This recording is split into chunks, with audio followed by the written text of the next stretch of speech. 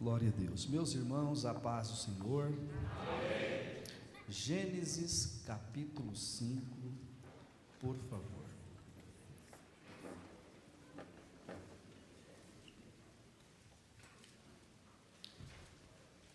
Nós vamos fazer a leitura deste capítulo e será dele então o nosso tempo proposto para juntos nós aprendermos um pouco mais da palavra de Deus, contextualizá-la e aplicá-la para a nossa vida cristã e também para a nossa vida ministerial. Gênesis capítulo 5, a partir do versículo 1, nos diz assim: Este é o livro das gerações de Adão. No dia em que Deus criou o homem, à semelhança de Deus o fez, macho e fêmea os criou, e os abençoou, e chamou seu nome Adão, no dia em que foram criados. E Adão viveu 130 anos, e gerou um filho à sua semelhança, conforme a sua imagem, e chamou seu nome Sete. E foram os dias de Adão, depois que gerou a Sete, 800 anos, e gerou filhos e filhas. E foram todos os dias que Adão viveu, 930 anos, e morreu. E viveu Sete 105 anos, e gerou a Enos. E viveu Sete, depois que gerou a Enos, 807 anos, e gerou filhos e filhas. E foram todos os dias de Sete 912 anos, e morreu. E viveu Enos 90 anos, e gerou a Cainã. E viveu Enos, depois que gerou a Cainã, 815 anos, e gerou filhos e filhas. E foram todos os dias de Enos 905 anos, e morreu. E viveu Cainã 70 anos, e gerou a Maalalel. E viveu Cainã, depois que gerou a Maalalel, 840 anos, e gerou filhos e filhas. E foram todos os dias de Cainã 910 anos, e morreu. E viveu Maalalel 65 anos, e gerou a Jared. E viveu Maalalel, depois que gerou a Jared, 830 anos, e gerou filhos e filhas. E foram todos os dias de Maalalel 895 anos, e morreu. E viveu Jared 162 anos, e gerou a Enoque. E viveu Jared, depois que gerou a Enoque, 800 anos, e gerou filhos e filhas. E foram todos os dias de Jared 962 anos, e morreu. E viveu Enoque 65 anos, e gerou a Matusalém. E andou Enoque com Deus, depois que gerou a Matusalém, 300 anos, e gerou filhos e filhas. E foram todos os dias de Enoque 365 anos. E andou Enoque com Deus, e não se viu mais, porquanto Deus para si o tomou. E viveu Matusalém 187 anos, e gerou a Lameque. E viveu Matusalém, depois que gerou a Lameque, 782 anos, e gerou filhos e filhas. E foram todos os dias de Matusalém 969 anos, e morreu. E viveu Lameque 182 anos, e gerou um filho. Chamou seu nome Noé, dizendo: Este nos consolará acerca de nossas obras e do trabalho de nossas mãos, por causa da terra que o Senhor amaldiçoou. E viveu Lameque, depois que gerou a Noé, 595 anos, e gerou filhos e filhas. E foram todos os dias de Lameque 777 anos, e morreu. E era Noé da idade de 500 anos, e gerou Noé a Sem, Cã e Jafé. Amém? Amém? Por favor, queiram assentar-se. Você tem liberdade para dar um glória a Deus e ainda misturar ele com um aleluia também. Deus é bom. Amém. E a sua misericórdia dura para sempre. E é por causa da misericórdia de Deus que todos nós aqui estamos, de maneira que nada é nosso, mas tudo é dele. Então, a Ele honra, a Ele glória, a Ele louvor, a Ele adoração, a Ele exaltação, e para todos sempre seja Deus louvado. Essa leitura que nós fizemos, em certo sentido, ela parece ser estranha, principalmente por se tratar do ambiente de culto como o nosso nesta noite. Ler sobre genealogia é algo bem cansativo, exaustivo. Ao mesmo tempo que tem um monte de nome, os nomes também são complicados. E como se não bastasse ter um tal de morreu, e morreu muita gente aqui, né? É uma coisa assim. Talvez por isso a gente até não queira ficar muito lendo essas questões de genealogia aqui. Mas eu queria que você entendesse esse texto pelo ponto de vista cristão e pelo ponto de vista ministerial. Cada nome mencionado aqui, nós vamos fazer uma síntese deste nome, vamos contextualizá-lo e aplicar para a nossa fé. Então, tem alguns conselhos ministeriais aqui, tem alguns pensamentos dentro da parte da história e da teologia, que poderá servir para a nossa vida cristã e vida ministerial. E se em algum momento esta palavra falar com você, por favor, dê aquele glória gerado pela palavra. Se ela falar, não hesite em dizer: Deus é bom, glória ao nome do Senhor. Primeiro ponto é que esse texto está falando de gerações, e eu quero citar dois textos agora.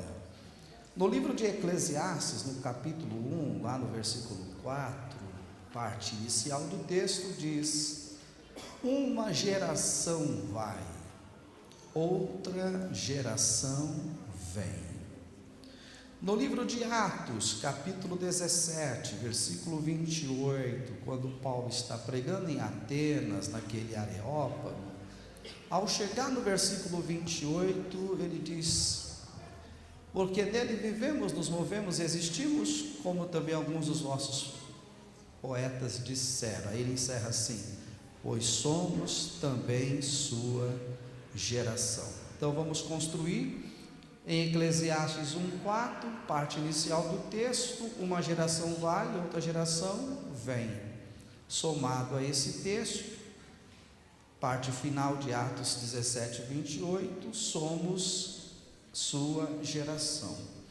Pergunta então, na construção dos dois versos, é: que tipo de geração somos nós?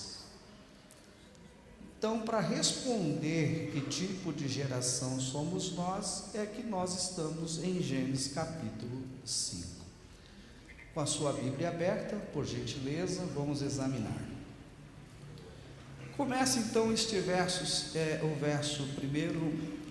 Este é o livro das gerações de Adão. Então vamos tratar desse ponto de vista. No dia em que Deus criou o homem, à semelhança de Deus o fez. Aí, verso 2, primeira aplicação: macho e fêmea os criou e os abençoou e chamou seu nome Adão no dia em que foram criados. Temos aqui algumas coisas importantes na vida cristã e na vida ministerial. Primeiro, quando Deus cria macho e fêmea. Isso está no capítulo 1, verso 27 de Gênesis também.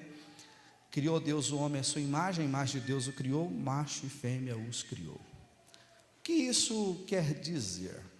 Perceba que Deus, Ele gosta de trabalhar dentro de uma unidade. Macho e fêmea os criou. Com isso, na vida cristã e na vida ministerial, podemos então usar essa expressão: não existe carreira solo. Não existe carreira solo.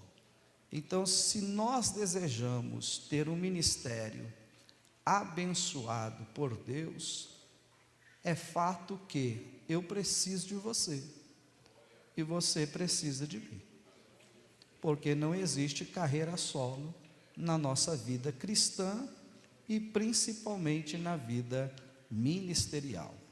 Então, não ande por aí sozinho, sem referência, sem direção, sem a bênção.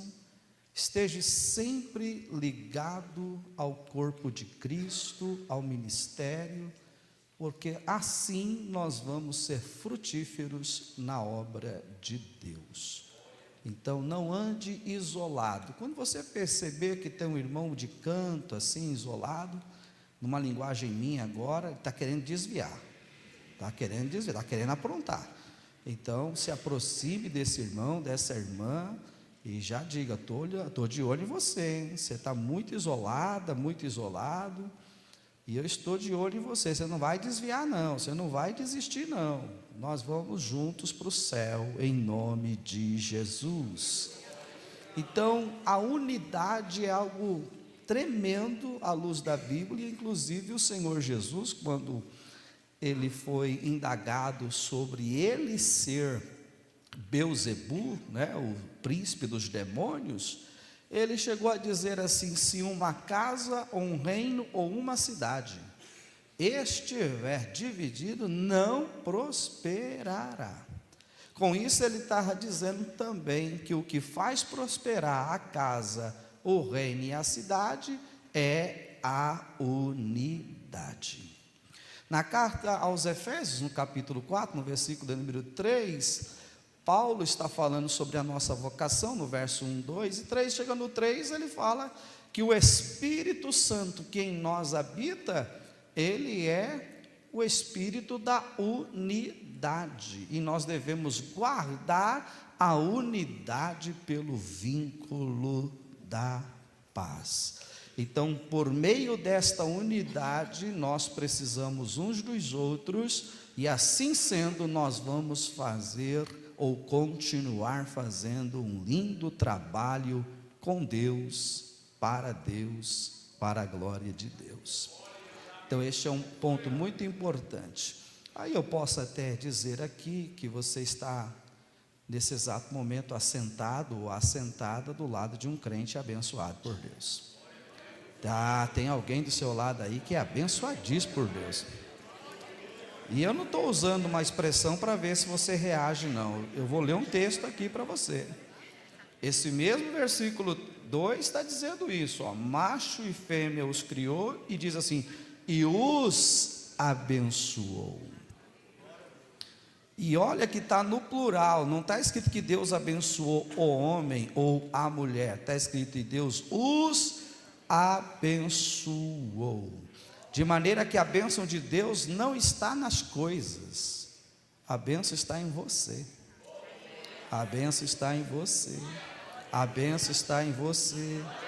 Eu vou ficar aqui até uma meia hora. A bênção está em você, de maneira que o que você tem é abençoado por extensão, mas as coisas que você tem é abençoada por extensão, mas a bênção não está nas coisas, a bênção está em você. Então é por isso que esse irmão, essa irmã não te deixa, não te larga. Por quê? Porque ele sabe que tu é bênção, tem que ficar perto de quem é bênção. Então, se você quer a bênção, ande perto de quem é bênção. E nessa carreira cristã e ministerial, meu irmão, a gente tem que andar com gente melhor do que a gente. Então procure um crente melhor do que você e se aproxime dele. Procure um crente que quer ir morar no céu e fica perto desse crente aí. Você tem que andar com gente melhor do que você. E essas coisas pega, anima, motiva, renova. É por isso que nós chegamos até aqui, graças a Deus. Então ande sempre com pessoas que te levam para o céu. A unidade e a bênção de Deus está no verso de número 2.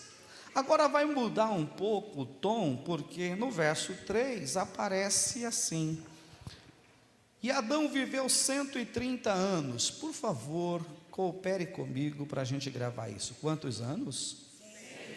130 anos. Então, com a idade de 130 anos, Adão vai gerar um filho à sua semelhança, conforme a sua imagem, e ele vai dar este nome aí, seu nome é Sete. Então, que tipo de geração somos nós? E aqui aparece a primeira geração, representada então por esse primeiro nome, a geração de Sete.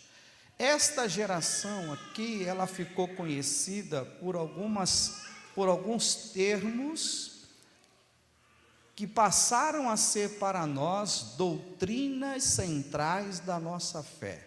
Por exemplo, pureza, santidade. A geração de Sete ficou conhecida pela piedade, pela pureza, pela santidade no tocante à sua vida com Deus. E eu penso, meus amados e queridos irmãos, que este assunto não é um assunto ultrapassado. Eu penso que esse tema, santidade, pureza, não é um assunto que nós não precisamos mais falar sobre ele. Porque o Evangelho é as boas novas de salvação. E o Evangelho, a igreja prega para um mundo que está perdido. Mas para uma igreja que já é salva, a gente não pode parar de pregar sobre santidade. Então, para o perdido, salvação, mas para quem já foi achado, santidade. Por isso que de vez em quando você vai ouvir uma mensagem um pouco mais dura, mais apertada, porque é doutrina. Nós vamos continuar batendo nesse tal do pecado, convocando e conclamando a igreja ao arrependimento, chamando os crentes para uma vida de pureza, piedade e santidade diante de Deus, até porque a santidade em nós nada mais é do que um reflexo do caráter de Deus, levando em consideração que Deus é santo e exige de nós, meu Pai, que sejamos santos também. Não é um assunto isolado, você sabe que isso é doutrina bíblica, e se você observar isso com clareza, você vai encontrar 1 Pedro, capítulo 1, verso 15, verso 16. Lá o Pedro não alisou para a gente não, ele não deixou nada fácil. Ele deixou lá que Deus é santo e diz que nós também temos que ser. Depois ele falou assim: sede santo em toda a vossa maneira de viver. Então ele não alisou nada, ele não deixou assim só um pedacinho, não. Ele falou: em todo o contexto da vida nós devemos viver em santidade ao Senhor. Na carta aos Tessalonicenses, a primeira carta, lá no capítulo 4, nós temos o verso 3, o verso 4 e o verso 7. Se você olhar o capítulo 4 e versículo 3, lá o Paulo vai estar escrevendo, dizendo que a vontade de Deus é essa, porque esta é a vontade de Deus. O que é, Senhor? A vossa santificação. Qual é a vontade de Deus? A vossa santificação. Se você ler o verso número 4, ele diz que cada um deve saber possuir o seu próprio vaso, ou o seu próprio corpo. Aí ele diz, em santificação e honra. E no verso de número 7, aí é um chamado. No 7 ele diz que o Senhor não nos chamou para a imundície, mas para a santificação. Está na Bíblia, é doutrina, não é isolado, é para nós, é agora. E eu penso que isso faz parte da vida cristã e mais ainda da vida de um obreiro da obra de Deus. Sede santo, sede santo, sede santo, sede santo, sede santo. Leve isso muito a sério, porque é muito importante para quem serve ao Senhor e principalmente para quem serve no ministério.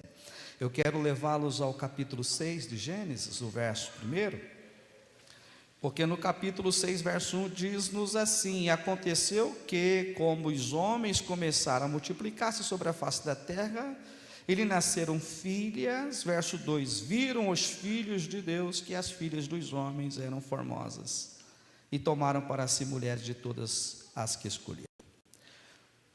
De uma maneira bem básica, bem simples, porque há algumas classes de interpretação aqui, e nós não vamos mexer com isso, não é necessário, mas nós temos duas linhagens se misturando. Nós temos o santo e o profano se misturando aqui. Então, qual é o momento na minha vida como um cristão e como um obreiro que eu acabo perdendo uma unção de Deus na minha vida? É quando eu começo a misturar o santo com o profano.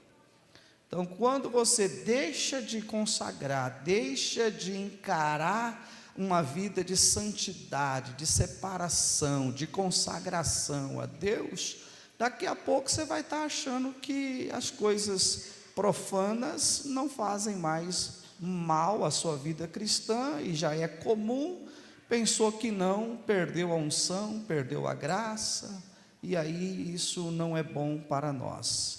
Se eu fosse você, eu continuaria encarando o pecado no caráter de pecado. Se eu fosse você, eu continuaria lutando pela vida de santidade, de consagração e de pureza, até porque seguir a paz com todos e a santificação, sem a qual ninguém verá o Senhor.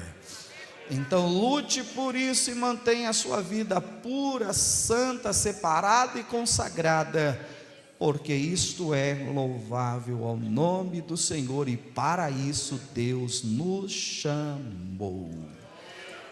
Que geração somos nós? Nós somos uma geração que ainda santifica a vida, leva isso a sério, ou nós já estamos dentro de uma teologia liberalista, relativista, que já não pensa mais assim, e que precisamos mudar as escrituras, porque não precisa ser desse jeito.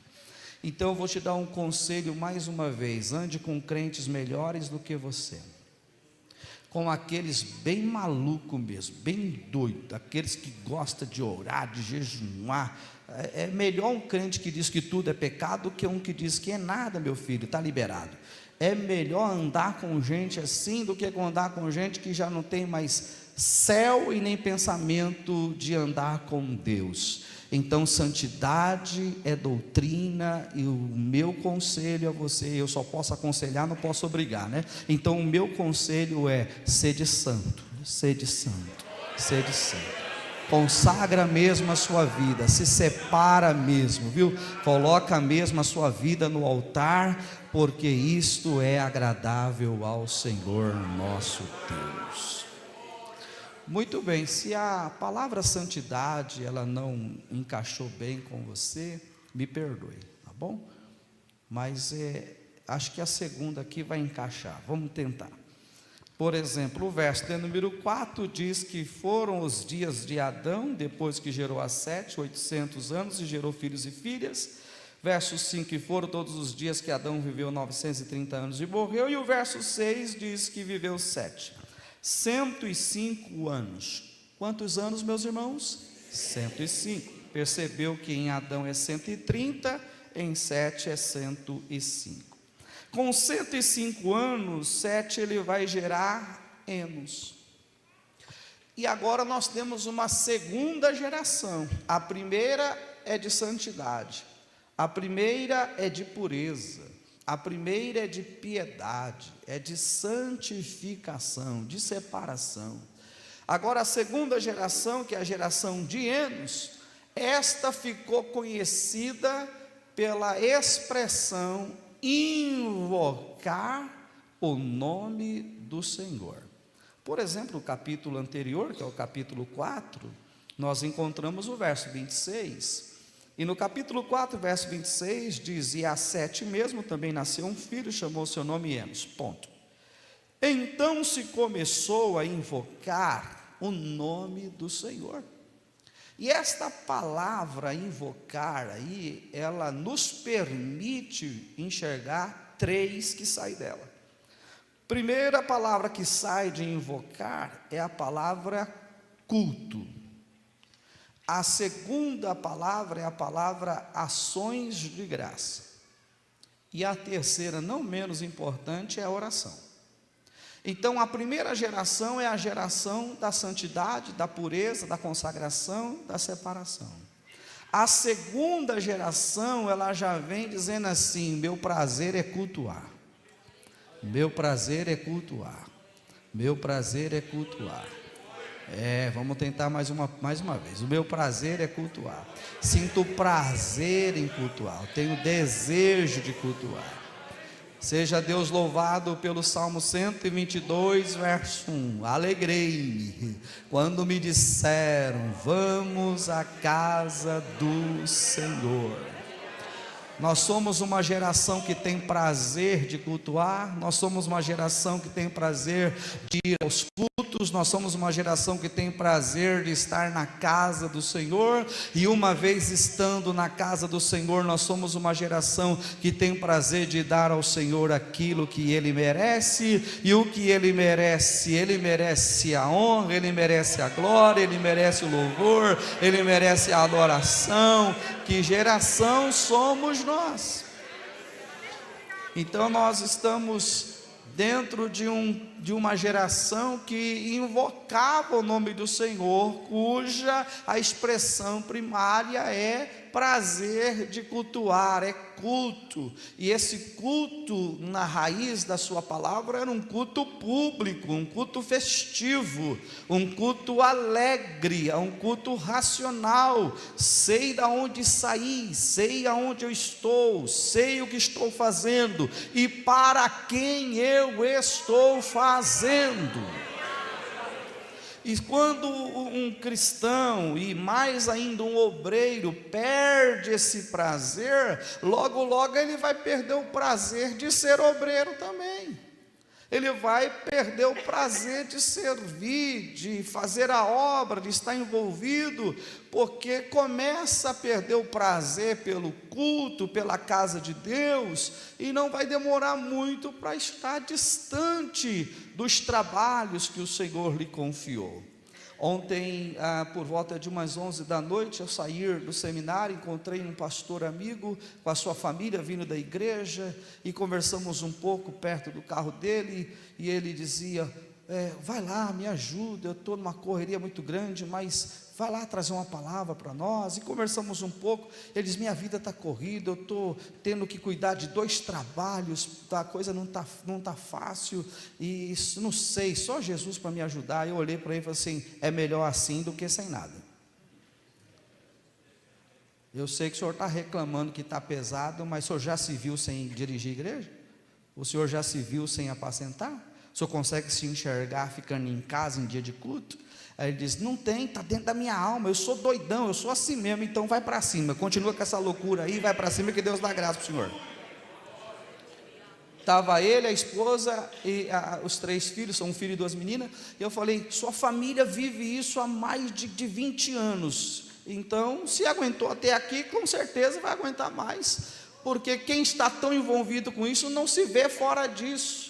Por isso que às vezes você diz que está cansado, que não dá mais, que não suporta, mas no fundo, responda aí para você mesmo agora, responde aí, no fundo, você não se vê longe disso, você não consegue largar, você está tão inserido nisso, está impregnado dentro de você. Isso aqui é algo que veio do céu, foi Deus que te deu, foi Deus que te chamou.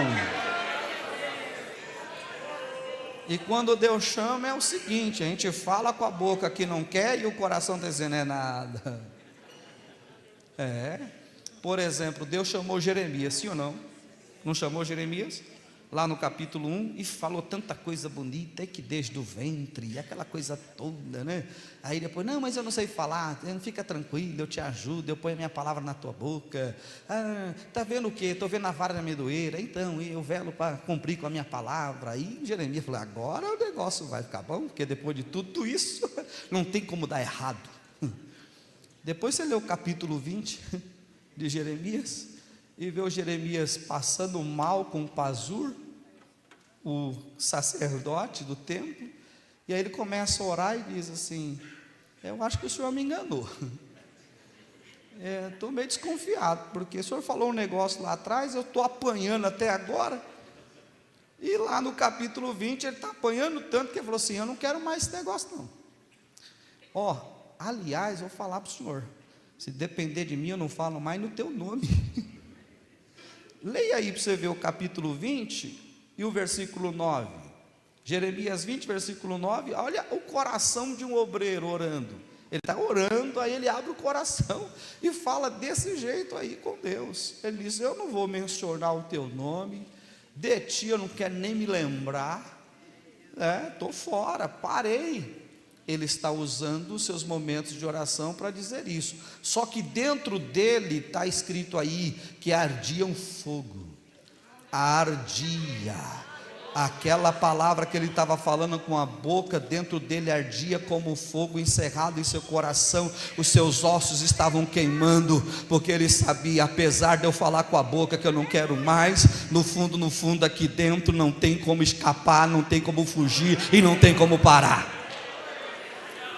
E eu quero liberar essa palavra na sua vida nesta noite, pela expressão da sua palavra, e dizer que você também não vai parar, apesar das suas orações: não aguento mais, não quero mais, não vou mais. Deus te chamou, está chamado, escolheu, está escolhido, levantou, está levantado, separou, está separado, consagrou, está consagrado, e não tem nada que vai impedir o seu avanço, seu progresso, sua bênção, seu crescimento, sua prosperidade, porque está dentro de você, e o que Deus colocou é maior do que aquilo que você possa dizer: eu não quero.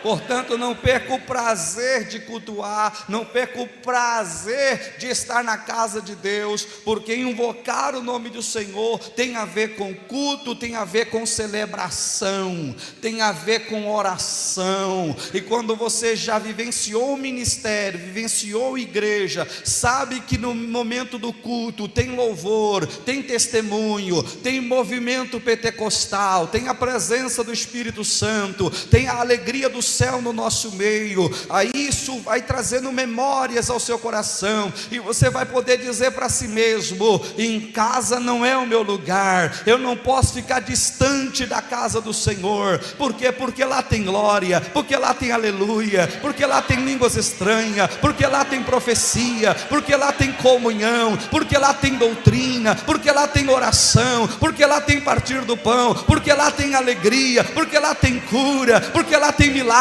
porque lá tem renovo da parte de Deus. Aleluia, aleluia, aleluia.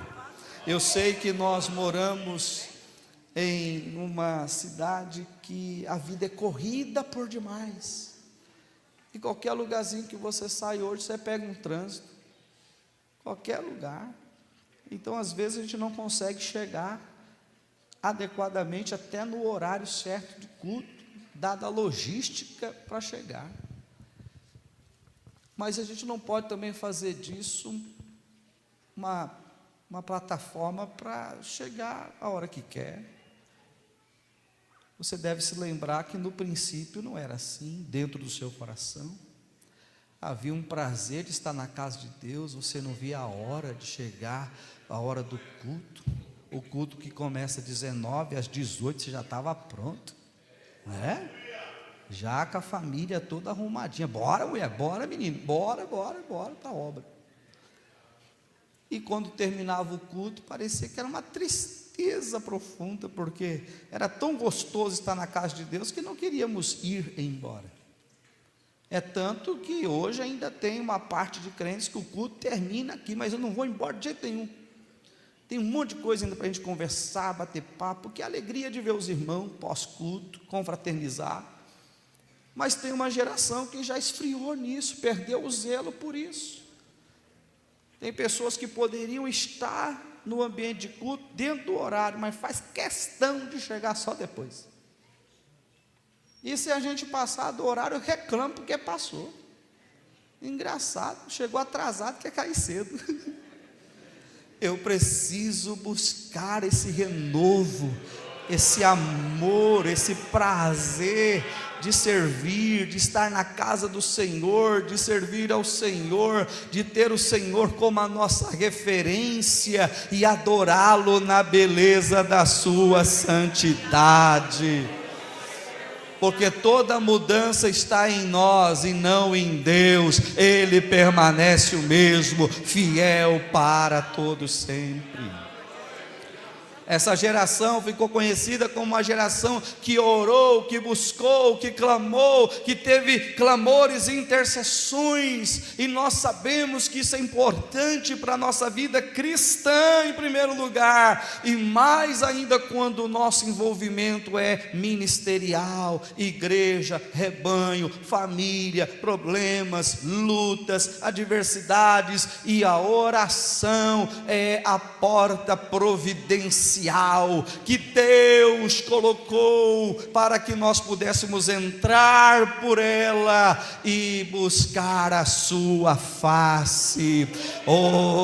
Parafraseando a letra da canção, ore um pouco mais, ore um pouco mais, ore um pouco mais, ore um pouco mais, ore um pouco mais, ore um pouco mais. Eu vou insistir no conselho: ande com alguém que gosta de orar. Pastor, não sei orar. Fica perto de quem sabe, fica lá, e aqui esse negócio vai pegando, aí você vai resmungando, aí você vai pegando a carona, meu Deus e meu Pai, meu Pai e meu Deus, meu Deus e meu Pai, meu Pai e meu Deus. Daqui a pouco sai alguma coisa, até o Senhor lhe dê um espírito de oração.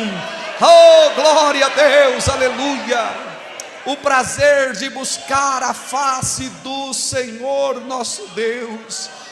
Aleluia. Estava falando outro dia a igreja sobre o obreiro aprovado, que o Pedro menciona em Atos capítulo 2, verso 22, acerca do Senhor Jesus. 22, 23, ele diz que Jesus foi aprovado. Jesus aprovado. Eu estava lendo Lucas capítulo 3 até Lucas capítulo de número 23, e você vai encontrar Jesus orando 11 vezes. 11 vezes. Eu estou falando de Jesus, estou falando do Filho de Deus, eu estou falando do Cristo como homem, eu estou falando de Jesus o obreiro, eu estou falando de Jesus o exemplo, estou falando de Jesus o servo, estou falando de Jesus o diácono, estou falando de Jesus o presbítero, estou falando de Jesus o evangelista, estou falando de Jesus o pastor, estou falando de Jesus o bispo e apóstolo de nossas almas, estou falando de Jesus o bom pastor, o Jesus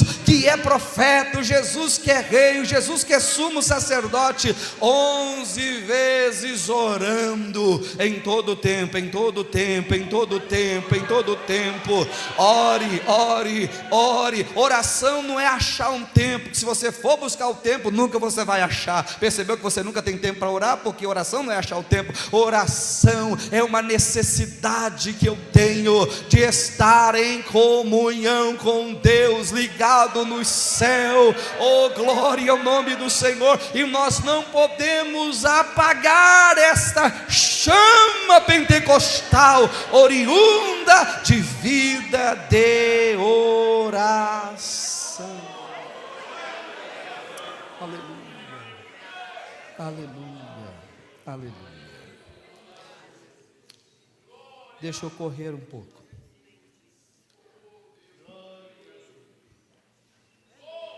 Eu queria que vocês observassem curiosamente o que vai acontecer aqui. Por exemplo, tem o verso 7. E viveu Sete depois que gerou a Enos, 807 anos gerou filhos e filhas. Verso 8, foram todos os dias de Sete, 912 anos e morreu. Agora, curiosamente, o verso 9 diz-nos assim: e viveu Enos 90 anos. Quantos anos, meus irmãos? 90. Percebeu que lá em Adão foi 130, em Sete 105, e agora já está em 90. Mas se nós lermos o verso de número 12, e viveu Cainã 70 anos, já caiu de 90 para 70. E se lermos o verso 15, e viveu Maalalel 65 anos, e gerou a Jared. Então eu tenho aqui a queda do 90 para 70 e o 70 para 65. aqui vai surgir um sinal de alerta. A primeira geração santifica, purifica, se separa, consagra. A segunda geração tem prazer de estar na casa do Senhor, cultua, agradece e tem vida de oração. Agora, quando eu começo a perder essa ideia de santidade, de pureza, essa ideia de culto, de servir, de adorar, de ter vida com Deus, comunhão, oração, eu começo a me distanciar. E essas quedas aqui de 90 para 70, 70 para 65, a aplicação que nós fazemos aqui é a seguinte: quando você para de servir, você também sai de cena. É só você deixar as coisas e não querer fazer, que você vai sair de cena, não vai ser notado e mais, não vai deixar saudade. Porque a geração que não serve morre cedo. A geração que não serve sai de cena e não é nem notado. Isso é um alerta para nós, que o nosso chamado é para servir. Deus te chamou para servir. Nós sabemos que existe os cargos eclesiásticos, mas também sabemos que existe o ofício. E na minha e na sua vida os cargos podem mudar, mas o ofício nunca pode mudar. E qual é o meu ofício? Servo.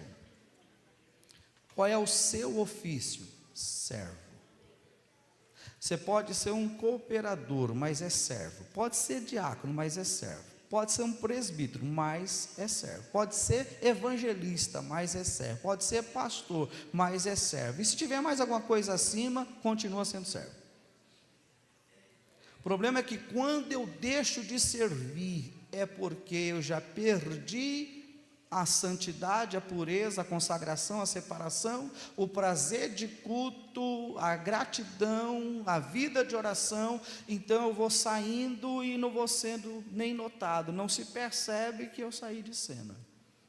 Então se preocupe em servir, porque aqueles que servem, estes vão permanecendo nas fileiras da obra de Deus. Eu vou liberar uma palavra mais ou menos assim: você não foi chamado para dar trabalho na igreja, ok? Tudo bem aí? Mas você foi chamado para trabalhar. Olha só a diferença.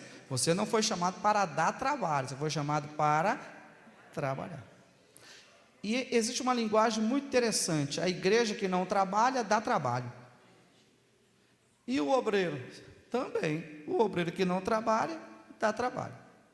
Agora, existe um que está orando para Deus levantar quem trabalha.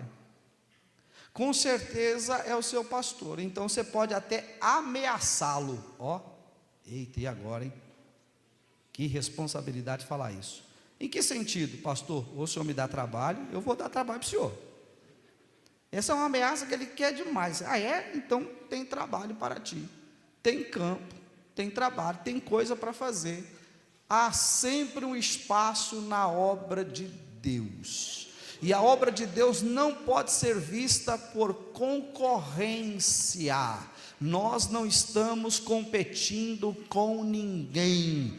Nós estamos trabalhando em unidade pela causa do Evangelho, segundo nos chamou o Senhor e Salvador Jesus Cristo. Querida irmã e querido irmão, nós só temos essa chance. Essa é a nossa geração, esse é o nosso tempo. O que tem para fazer, bora fazer logo, porque o tempo está passando e passando velozmente. Então aproveite cada momento na obra de Deus. Se permite ser gasto, ou se gaste, deixe ser usado na obra do Senhor, porque é um privilégio para nós. Se Jesus tivesse só te salvado, você já está no lucro. Se Jesus tivesse te chamado só para a salvação, você já está no lucro. Mas Ele achou por bem, além da salvação, te inserir no chamado ministerial. Que honra, que honra, que honra é poder servir. E eu digo isso com base em Hebreus capítulo 5, versículo 4, parafraseando o texto, quando o escritor escreveu: e ninguém tome para si esta honra, senão aquele que foi chamado por Deus, como foi Arão. Então valorize quem você é, aonde você está, o seu chamado. E ele não é qualquer chamado, ele não é uma coisa simples. A Bíblia diz que é um importante negócio, é uma honra servir a Deus na igreja, no ministério. Então faça isso com amor, com dedicação, com entrega. Deus é Senhor do tempo, o que é seu está guardado, ninguém toma, ninguém tira, ninguém troca. O que é seu e pronto, e acabou. Mas tudo que vier para você fazer, lance o coração nisso, lance a alma nisso, tenha amor por isso, porque a recompensa virá daquele que nos alistou para esta grande e gloriosa obra. Seja uma geração que venha servir ao Senhor. Daqui a pouco nós estamos lendo no texto, no capítulo 5 agora, o verso de número 17, foram todos os dias de Maalalel 895 anos e morreu. Só que no verso de número 15, ele gerou alguém, ele gerou a Jared. E aí no verso de número 18 vai dizer: e viveu Jared 162 anos. Opa! 130, 105, 90, 70, 65, e agora mudou. Agora subiu novamente, e subiu bem, foi para 162. Então, nesse exato momento que vai para esse período, significa que Deus está levantando um remanescente. Deus está levantando um remanescente. Oh, glória a Deus! Em certo sentido, meus irmãos, Deus não é refém de números, até porque Ele é Senhor dos exércitos, olha só, mas Ele não é refém de números. E para Deus começar algo grande, Ele precisa só de um remanescente.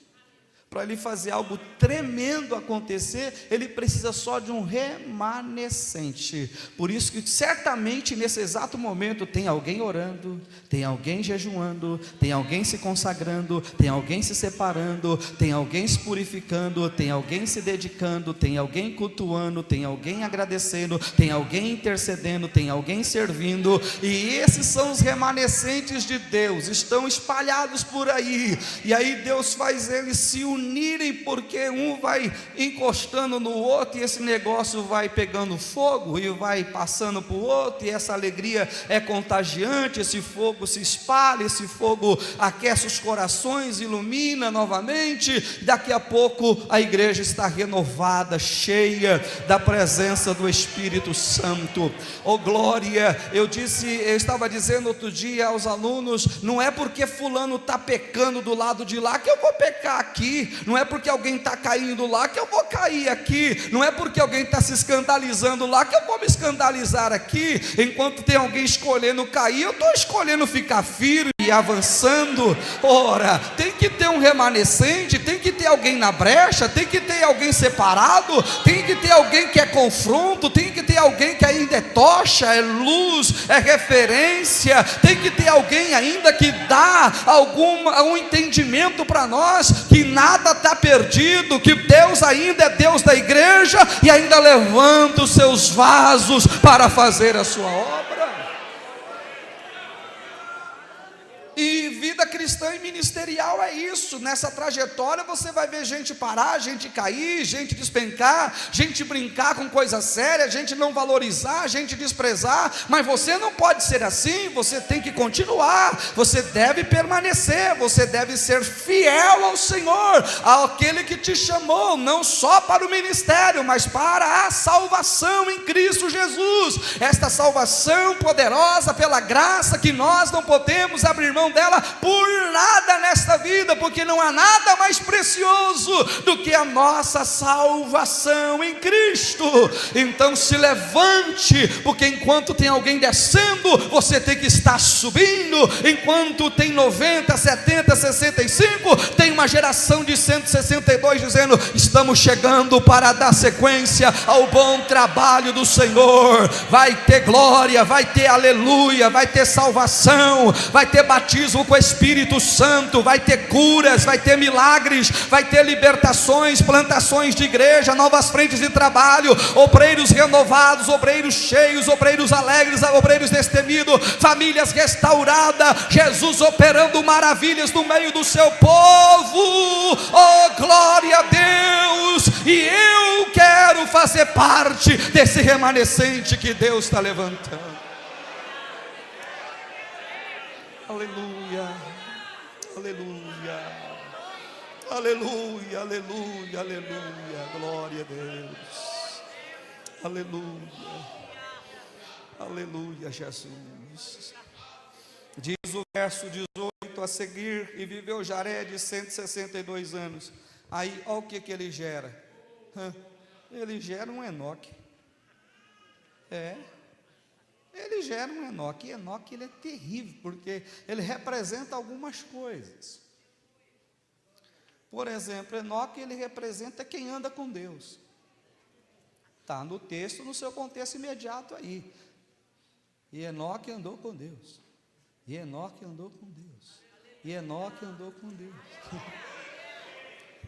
É um bom momento para você ficar atento e perceber quem é que está andando com Deus. Quando você achar alguém que está andando com Deus, encosta nessa pessoa aí. É uma boa referência. É uma boa referência. Fique perto de gente que anda com Deus. É de tanto andar perto dessas pessoas que a gente também quer andar com Deus, quer aprender como é que é esse negócio aí. Não é uma coisa simples. Ler o texto é fácil, mas interpretar isso aqui é algo muito surreal. Andar com Deus, é mais fácil eu falar que Deus anda com a gente, porque Ele vem e desce e se manifesta. Agora andar com Ele é sair daqui e andar no nível dele. É um negócio bem complicado. É o ápice de uma intimidade, é o ápice de uma comunhão fora do comum. Enoque está dizendo: nada mais importa, nada mais importa, nada mais importa, nada mais importa, nada mais importa. Por que você está andando com Deus? Porque nada mais importa, nada mais importa, nada mais importa. Mas e as coisas da terra? Nada mais importa, nada mais importa, nada mais importa. Mas e as coisas materiais? Nada mais importa, nada mais importa, nada mais importa. Tendo o que comer, o que beber, estamos satisfeitos, que o negócio é andar com Deus, é andar com Deus, é andar com Deus, é andar com Deus, é andar com Deus, oh glória. A igreja precisa olhar para o ministério, para o obreiro, e no mínimo entender isso. Esse obreiro anda com Deus, esta irmã anda com Deus, oh glória. E sempre haverá respostas para uma congregação, para o ministério, onde houver gente que anda com Deus, anda com Deus. Não é que não vai ter problemas, os problemas ainda vão existir, mas haverá referência, haverá conselho, haverá direção, haverá uma palavra de sabedoria, haverá uma palavra de conselho, haverá uma resposta profética, haverá uma revelação divina, porque tem um homem que anda com Deus, tem uma mulher que anda com Deus. Aleluia. Aleluia, eu preciso disso. Se servir para você, pega. Eu preciso disso. Eu estou pregando para minha alma, eu estou pregando para minha vida. Se servir para você, pegue, meu irmão, pegue. O único risco que você corre de andar com Deus é Deus te pegar para Ele. Aí, pronto, aí, maravilha. E tem coisa melhor. O único risco que você pode correr de andar com Deus é Deus falar assim: bora para cá, fica aqui logo. Vamos estreitar mais esse negócio da nossa comunhão aqui. Enoque andou tanto com Deus que Deus falou: bora, fica logo aqui, esse negócio de ficar vai e volta, deixa aqui mesmo, pronto, acabou. E de acordo com a epístola de Judas, depois você pode dar uma consultada lá no verso 14, dá um entendimento de um prelúdio de arrebatamento, porque no dia que ele foi transladado, Judas disse que o Senhor veio com a miríade de seus anjos. Oh, meu Deus, que coisa linda! Basta você andar com Deus, e quando Deus te recolhe, ainda vem o céu te buscar. Vem, gigante, vem, homem de Deus. Aleluia, o céu te recebe, o céu te espera. Canto, manda cala céu, me de comendevácia. Oh, glória a Jesus, aleluia. Coisa boa é ser recebido nas mansões celestiais. Homens e mulheres de Deus que trabalharam pela causa do Evangelho na terra dos viventes, suportaram lutas, suportaram provas, escárnios, perseguições, açoites, das mais diversas humilhações que já passaram. O céu te espera, valente. O céu te espera, guerreiro, serva do Deus vivo. O céu é teu. Oh, glória, bendito seja o nome do Senhor. Aleluia, aleluia. Enoque representa a geração que anda com Deus. Enoque representa a geração que fala: Jesus está voltando. Ó, escutei um aleluia ali, um glória do outro lado. Vamos tentar de novo, Enoque representa a geração que anuncia: Jesus está voltando. Porque ele é um antitipo do arrebatamento da igreja. Anda e o Senhor leva. Então ele é o pregoeiro da volta de Jesus, é o precursor da volta do Senhor Jesus. E eu preciso só deixar aqui uma notinha de rodapé com vocês, porque nós estamos vivendo tempos difíceis. E eu me lembro de ter dito isto no ano passado, talvez, na festa das irmãs, que nós já estamos vivendo um tempo em que as pessoas estão tirando essa mensagem do púlpito, e outras estão dizendo que isso não é verdade, que Jesus não voltará, que Jesus não virá buscar a sua igreja. Oh, meu irmão, a Bíblia diz que quem prometeu foi Ele. E quando Jesus fala: eu não preciso buscar nada na história, eu não preciso de subsídio auxiliar. Quando Jesus fala, eu não preciso nem da exegese. Quando Jesus fala, é absoluto, é Ele falando. Quando Ele fala, está falado, a promessa é dele, foi Ele que diz que vai voltar, e se Ele falou, eu creio, para a glória de Deus nosso Pai. Apocalipse capítulo 20, versículo de número 7, ele disse: eis que cedo venho, e bem-aventurados são aqueles que guardam as profecias deste livro. 22 verso 12, ele torna a dizer: eis que cedo venho, o meu galardão está comigo para dar a cada um segundo as suas obras. 22 verso 20 confirma: aquele que testifica estas coisas diz: certamente cedo venho. Ora vem, Senhor Jesus, amém. Oh, glória ao nome do Senhor. Então a volta dele não depende de quem crê, depende de quem prometeu, e quem prometeu foi Ele, então Ele vai voltar. Oh, glória a Deus. Somos uma igreja com os pés na terra, mas o coração está lá na eternidade. Então continue trabalhando para Jesus, continue pregando o Evangelho, continue apacentando o rebanho, continue levando os crentes para a oração, para o jejum, para a santidade, para o prazer de servir ao Senhor, entendendo que Jesus está voltando para nos buscar. Nós somos uma geração que crê que Jesus está voltando para buscar a sua igreja. E eu quero então concluir dentro do tempo proposto. Verso de número 20. Foram todos os dias de Jared 962 anos e morreu. E viveu Enoque 65 anos. Aí ele pega e gera Matusalém. Enoque anda com Deus, depois que gerou Matusalém, 300 anos, gerou filhos e filhas. E foram todos os dias de Enoque 365 anos. Andou Enoque com Deus, não se viu mais, porquanto Deus para si o tomou. E viveu Matusalém 187 anos, gerou Lameque. É verdade que Enoque saiu, mas deixou Matusalém. E quando você olha lá no verso 27, e foram todos os dias de Matusalém 969 anos. É o camarada que mais viveu na face dessa terra. Então ele é a geração que conhece a história. Ele é a geração que conhece Bíblia. Ele é a geração que tem o conhecimento. Qualquer coisa que você quisesse perguntar para ele, tem uma dúvida, fala com Matusalém. Por quê? Porque é o que mais viveu. Não é possível. Se ele não souber, ninguém mais vai saber, não, porque ele está, 969 anos. Ele viu umas coisas, por exemplo, o Adão morreu com 930, olha só, e esse aqui com 969. Quer conversar alguma coisa sobre Adão, conversa com Matusalém. Então ele representa essa geração do conhecimento, geração Bíblia, geração que ama a palavra, geração que tem prazer nas escrituras, geração que dorme no livrão, acorda com o livrão, anda com o livrão, come o livrão, fala do livrão. Eu estou me referindo ao livrão por causa da Bíblia, porque é assim que lá em 2 Crônicas capítulo 20, Josafá ficou conhecido, o homem que tinha um livrão, e aplicou o livrão para todo Judá, todo mundo ficou conhecendo a mensagem do livrão. Coisa boa é quando o seu coração está cheio da palavra de Deus.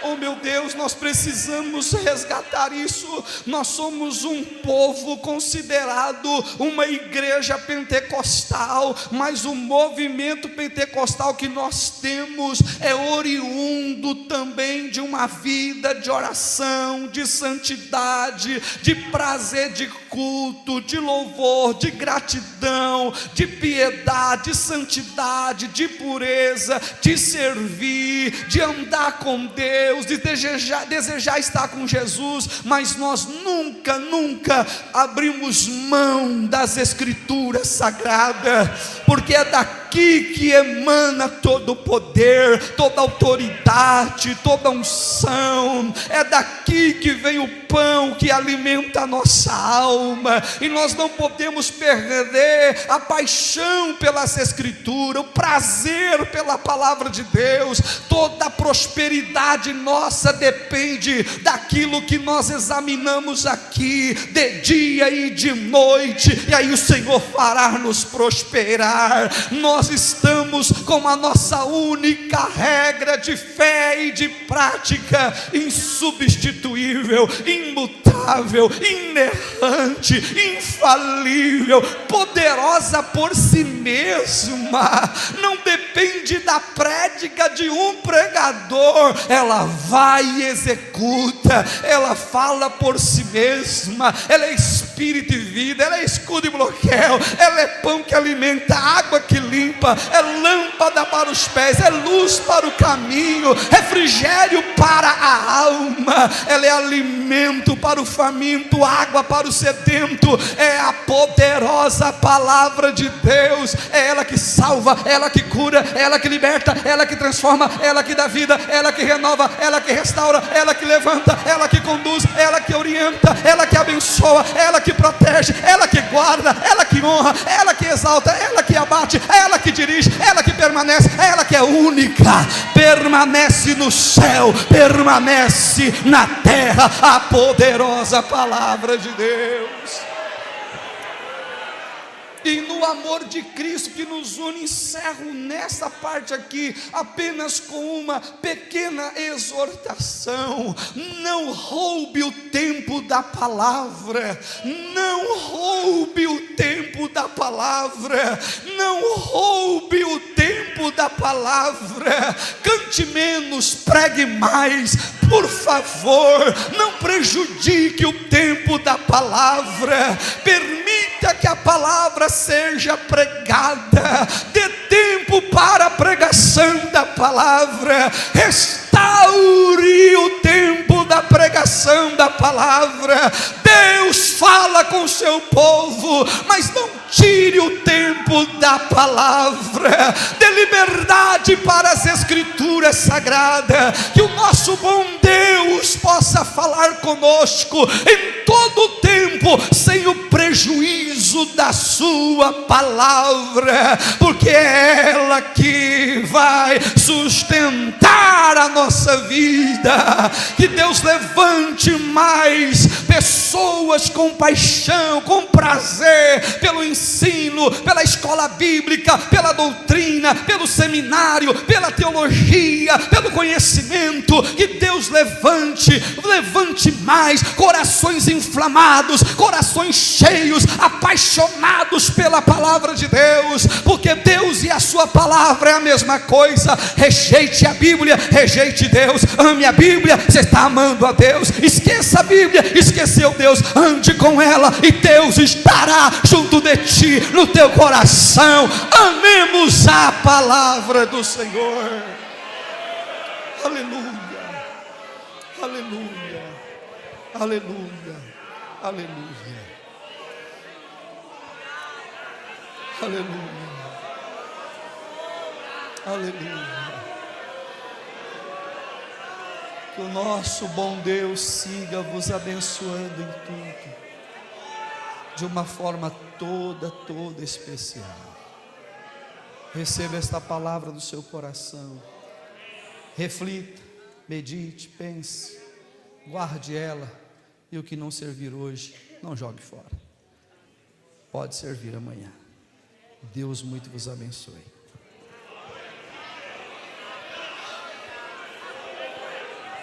Muito obrigado.